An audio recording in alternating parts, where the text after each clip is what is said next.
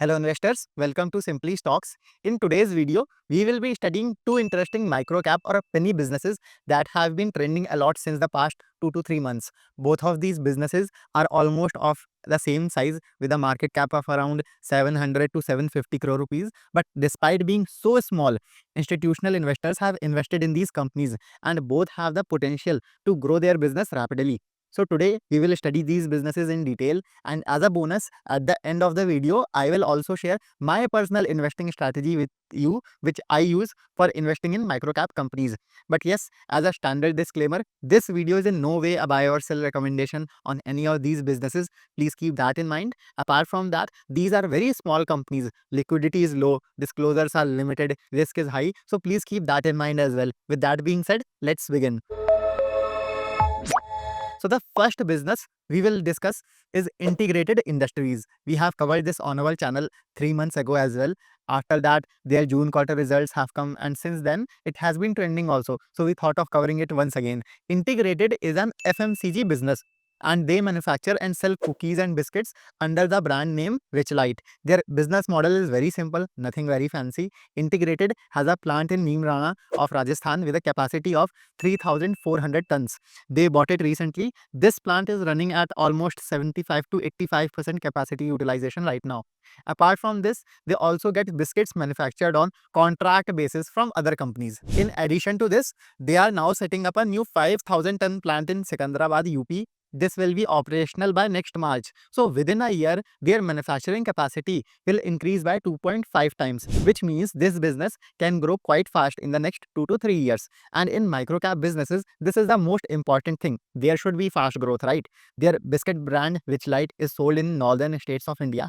If you are from North India, you might have heard about this biscuit. And overall, right now, 75% of their sales come from India and 25% come from UAE, Kuwait, Africa, etc. In FY25, meaning last year, its sales were 769 CR, and at 8.8% margin, net profit was 68 CR. Sales growth was 132% and profits increased by 172% compared to the previous year. Right now, Richlight is completely playing a distribution game, meaning they are focusing on how their biscuits reach more and more retail stores. Now, something very interesting has happened in Integrated. A DII or domestic institutional investor has entered this company. Now, see, Integrated's business is organized under a subsidiary called Nurturewell Foods, meaning Integrated is a holding company, and under it, Nurturewell Foods is the company that runs the biscuit business. And here you will see that India Inflection Opportunity Funds or IIOF has acquired a 20% stake in it.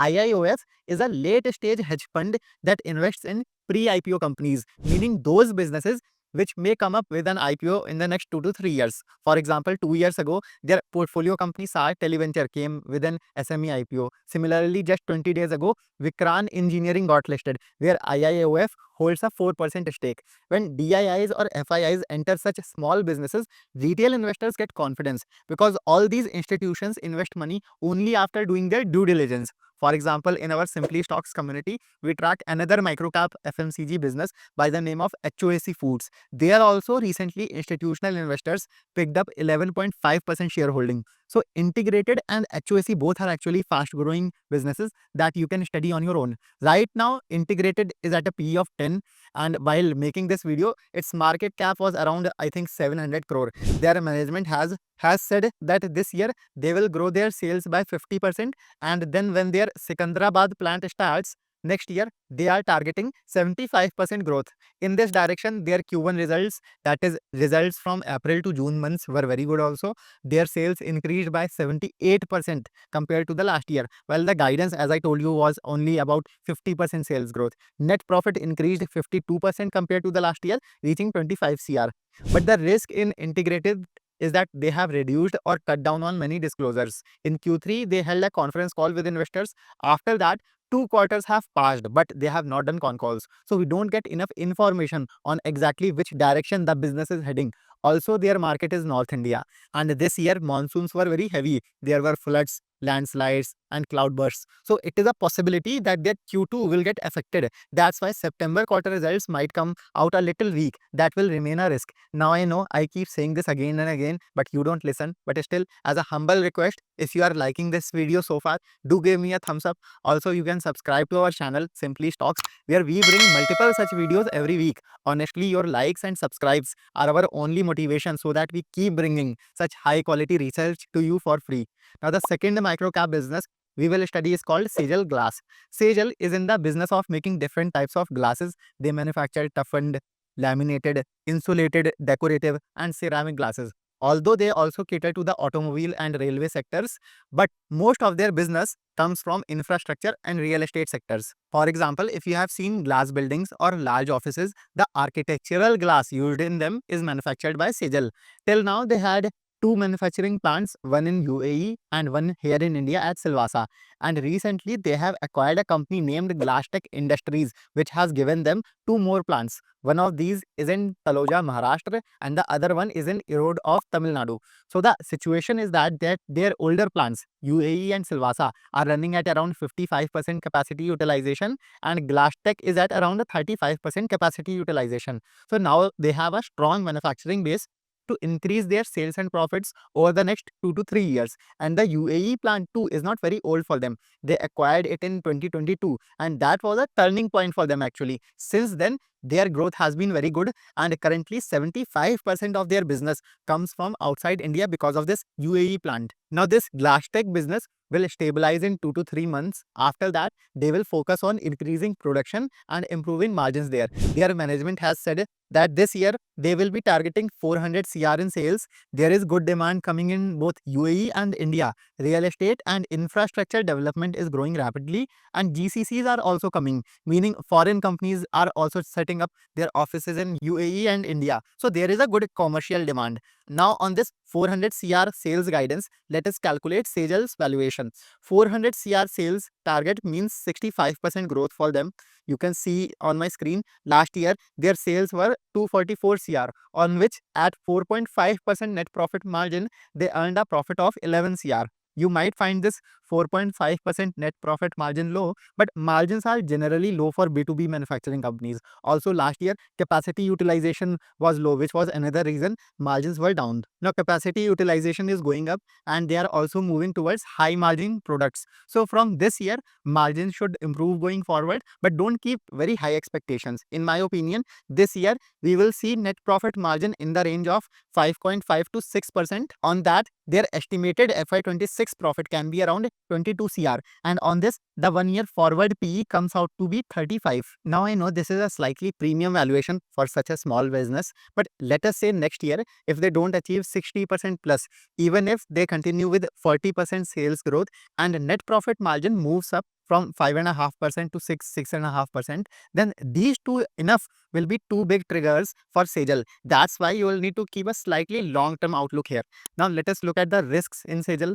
First risk is that the debt on this business is a bit high. Sejal has 150 to 1 CR of debt, out of which 42 crore is taken from banks and 60 to 70 crore has been given as loans by promoters to the company. But even though the money is taken from promoters, it still has to be repaid, right? So in this direction, the company recently raised 94 crore through the issue of equity shares and warrants. This fundraising happened at a price of 555 rupees per share, and right now Sejal's current price is 35% above this fundraising price. So you need to keep that in mind.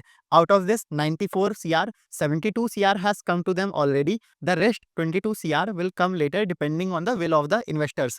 This fundraising will help them to reduce their debt. So this issue of high debt to equity ratio, in my view, will be largely or completely resolved. And as you can see in this press release screenshot, famous ace investor Sunil Singhania was the lead investor through his fund Abacus. So Sejal is also a good microcap business that you can keep on your radar. Here you need to closely track both sales growth and margin expansion.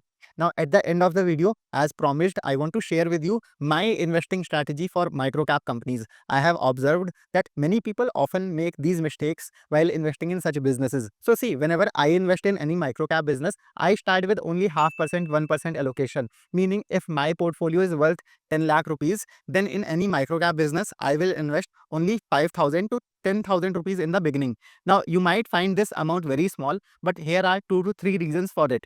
Think of it like this. First, the job of a microcap business is to grow fast. If everything goes well, then on a small base, that business will grow fast, and in 2 to 3 years, my investment will become 3 to 4 times anyway. Meaning this 0.5%, 1% allocation is equivalent to 2 to 3% allocation of a large cap business. And if the results turn out to be bad, then there won't be a heavy capital loss. The problem with small companies is that since they are so small in size, liquidity is a big issue. Tomorrow, if something fraudulent happens in the business or the results are poor, then that script will keep hitting lower circuits and you won't even be able to sell it and exit from it. By the time you go and sell it, it will be down 30 to 40% below your buying price and you will have to book that capital loss. So from a risk perspective too, you cannot give heavy allocation. And there is no need to rush. You need to grow with the business. You start with 0.5% allocation.